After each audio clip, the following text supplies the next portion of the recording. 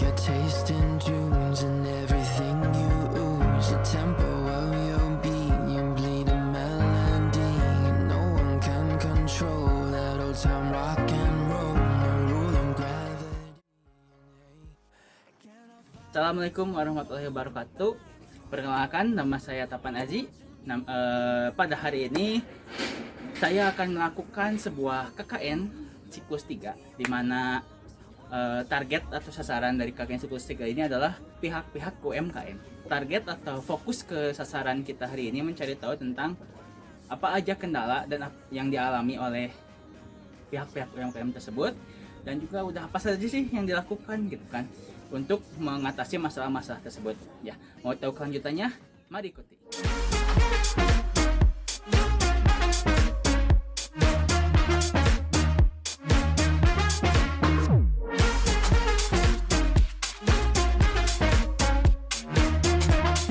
Don't be a stranger now. Turn up the stereo, the sound is taking hold. You dance like no one sees, a private galaxy. The music of your soul, a symphony composed. Assalamualaikum warahmatullahi wabarakatuh, Pak. Waalaikumsalam warahmatullahi wabarakatuh. Baik. Ya, sebelumnya saya mau izin perkenalkan diri dulu. Nama saya Tapan Aji. Saya di sini mahasiswa IKIP Siliwangi. Nah, pada kesempatan kali ini saya sedang melakukan KKN siklus 3, di mana saya itu ingin mencari tahu apa aja sih kendala yang dihadapi, masalah yang dihadapi gitu kan sama Bapak sebagai UMKM, dan apa aja yang udah dilakuin sama Bapak ketika permasalahan itu terjadi. Nah, sebelumnya saya mau izin berkenalan dulu. Nama Bapak siapa, Pak? Teguh Raharjo. Nama Bapak Teguh Raharjo. Nah, sebelumnya boleh tahu dulu nama Bapak siapa, Pak? Saya Elva Biansa. Bapak itu punya UMKM apa, Pak? Ya, kebetulan saya sedang merintis bisnis atau UMKM warung kopi. Bapak itu UMKM-nya apa, Pak? Bidang apa? Bidangnya bidang usaha bakso. Usaha bakso. Ya, Nah, nama baksonya apa, Pak?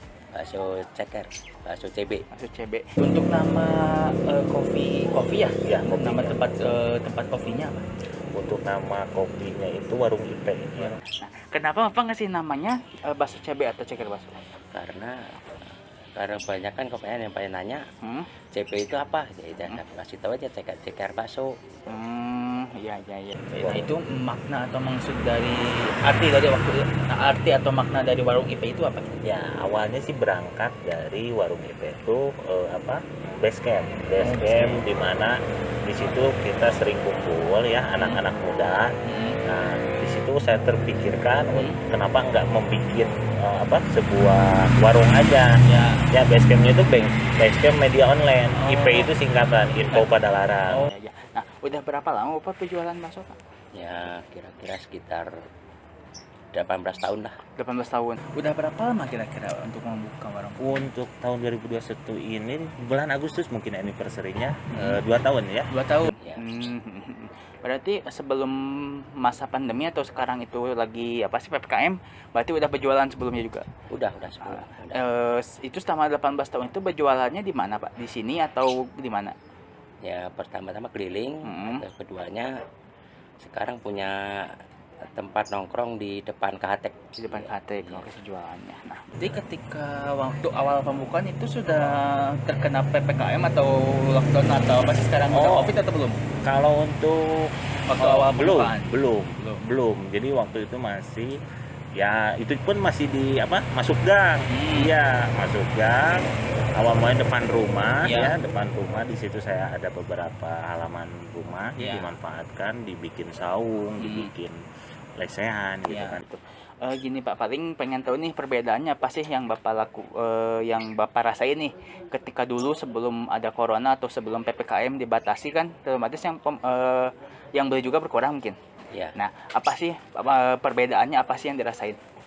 kalau dulu istilahnya anaknya yang pada jajan, pokoknya tuh yang pengen beli itu bebas, keliaran ini itu sekarang ditutup. Jadi cuma dibatasin aja. Paling kalau ngandelin paling yang pulang kerja sama yang masuk kerja aja. Pulang kerja dan masuk Keduanya sekarang pemasukan juga minim. kerja. Karena pemasukan minim itu diakibatkan pandemi.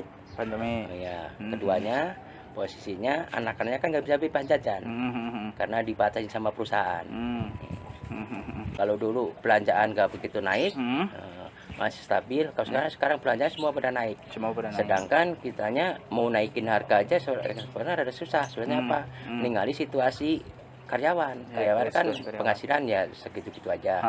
Nah, naiknya juga sedikit. Nah, untuk dampak PPKM sendiri sih memang kemarin berasa ya, apalagi pas PSBB mungkinnya sebelum PPKM itu lebih parahnya PSBB. Kalau PPKM sih alhamdulillah ya untuk take away-an ada lah ya beberapa konsumen yang memang beli gitu. Gitu sih. Nah, ini pertanyaan terakhir Pak, apa aja sih yang udah Bapak lakuin nih Pak di masa pandemi? Otomatis penghasilan pembeli menurun, terus juga yang tadi Pak bilang bahwa omset juga menurun. Ya, apa aja yang udah Bapak lakuin di masa pandemi ini nih untuk mengatasi semua masalah itu? Ya, kita pertama sabar, keduanya kita jangan terlalu memaksakan diri karena penghasilan segini kita harus bagi-bagi. Maksudnya bagi-bagi kita ya, satu, kalau penghasilan dikit ya kita pengeluaran harus dikit. Kalau kita penghasilan besar ya harus kitanya pengeluaran harus besar gitu. Karena harus diatur bagaimana belanjaan anak. Keduanya ya, kalau namanya sekarang waktu terbatas, terus keduanya posisinya anak-anaknya yang pada mau beli jajan itu juga terbatas. Ya mau nggak mau kita harus bersabar, kita harus menunggu sampai gimana COVID ini berakhir. Sekarang diusahakan anak-anak nggak boleh makan di tempat, harus dibungkus.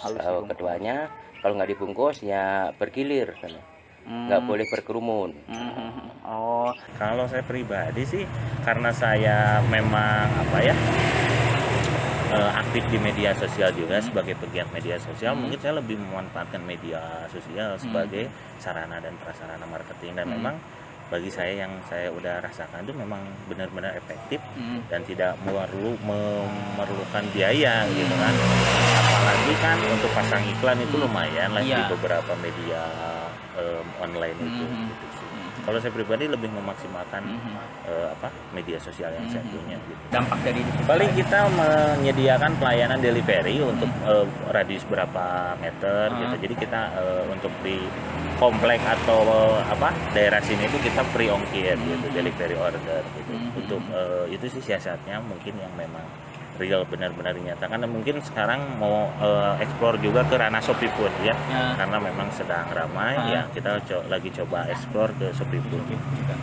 Ya, mungkin itu aja. Terima kasih atas bantuannya. Mungkin sekian. Assalamualaikum warahmatullahi wabarakatuh. Jadi kesimpulan dari wawancara dengan pihak-pihak UMKM, yang pertama itu pihak-pihak UMKM merasa sangat dirugikan ketika diberlakukannya PPKM atau PSBB gitu kan semenjak pandemi ini. Nah, selain itu juga pihak UMKM juga masalah yang dihadapi oleh pihak UMKM juga diantaranya yang pertama daya beli masyarakat yang menurun, kedua tidak bolehnya berkerumun, sedangkan banyak dari pihak-pihak UMKM itu mengandalkan dari kerumunan gitu kan, atau juga kumpul-kumpul ataupun juga nongkrong gitu kan. Yang ketiga itu adalah yang dikeluhkan itu dari bahan baku, dimana yang awalnya itu mudah gitu kan, harga-harga bahan baku itu murah, sekarang itu pihak UMKM sering dikeluhkan dengan harga yang melonjak gitu kan, harga bahan baku melonjak sedangkan pembeli sedikit gitu kan. Itu yang dikeluhkan oleh pihak-pihak UMKM, itu masalah-masalah yang dihadapi oleh pihak-pihak UMKM. Nah, caranya apa aja sih yang dilakukan oleh pihak UMKM untuk mengatasi masalah-masalah tersebut? Yang pertama, ada yang mendaftarkan makanannya ataupun usahanya ke pihak-pihak online, atau bisa dibilang merambah ke berjualan secara online gitu. Yang kedua, ada dengan caranya kayak misalkan yang biasanya ukuran makanannya itu satu piring itu full, sekarang jadi sedikit dikurangin gitu kan menjadi 3/4 atau lebih sedikit. Nah, itu untuk mengatasi dari kurangnya susahnya mencari bahan baku. Nah, yang ketiga juga ada dengan cara mempromosikan di media-media sosial, baik itu di media sosial Facebook, Instagram, ataupun secara WA. Nah, selain itu juga cara yang dilakukannya yaitu dengan cara kadang pihak-pihak UMKM juga kucing-kucingan dengan petugas. Kayak misalkan yang dibatasi oleh pemerintah sampai jam 9 atau sampai jam 10, mereka kadang kucing-kucingan gitu kan. Kalau misalkan tidak ada petugas, mereka tetap berjualan seperti biasa. Kalau misalkan ada petugasnya, maka mereka pun akan bubar. Mungkin seperti itu kesimpulan dari siklus ketiga ini. Terima kasih atas selama 3 siklus ini selalu menemani saya dalam membuat video-video dokumentasi KKN-nya.